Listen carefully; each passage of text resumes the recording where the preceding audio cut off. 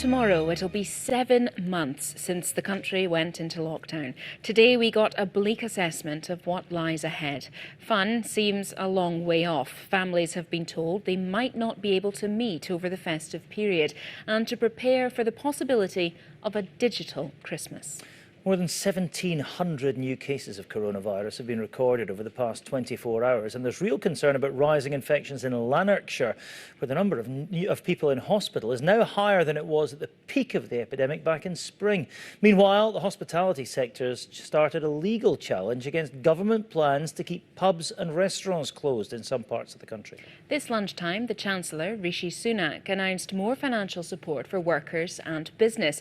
But will it be enough to satisfy rising discontent? Here with the details is the Nine's political correspondent, Lindsay Buse. We focus quite a lot on Brexit, on the economy, and of course, we've got to focus on the pandemic too. Yeah, that's right. We've had the perception that some voters have of the balance of risk.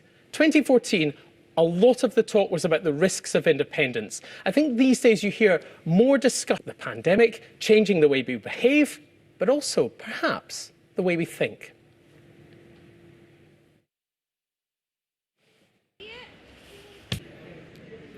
And if you want to stay up late, you can watch that debate on the BBC News channel and also on BBC iPlayer. Coverage starts at 1:30 in the morning. Now, just a quick word about our programme tomorrow night. As with every Friday, it's now at the new time of 7 p.m. Laura Goodwin will be here with all of your news, sport and entertainment. So make sure you join her and the rest of the team for that. But right now, let's get tonight's sport with Laura McGee. Hi, Laura. Hello, thank you very much. Good evening.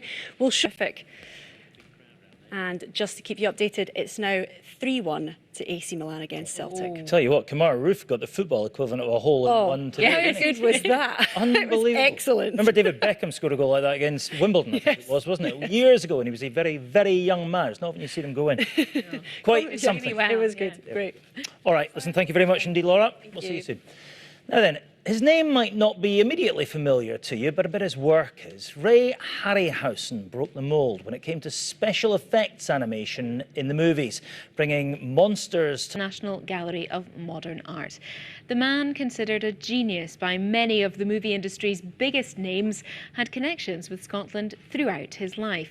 His wife was the descendant of David Livingstone, and his daughters made her home here for the past 30 years. Well, the Nine's Christopher Bobbin won't mind me saying he is a Harryhausen geek, and he's been given special access to the exhibition before it opens to the public.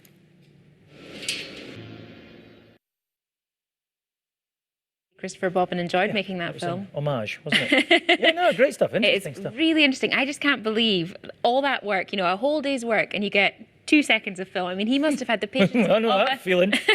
He must have had the patience of a saint. Yeah, exactly. A full day's graph for 2 seconds of meaningful output. Yeah, we've all been there, haven't we? So impressive.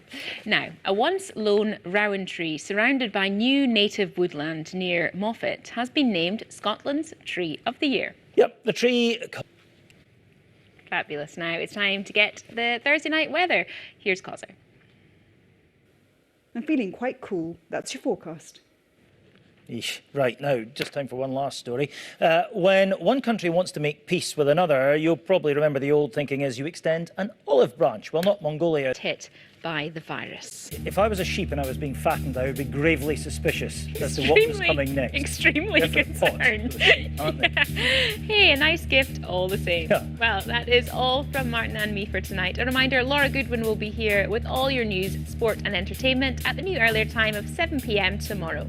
Yeah, do join her if you can. From both of us, though, thanks very much for watching. We'll see you next week. Good night.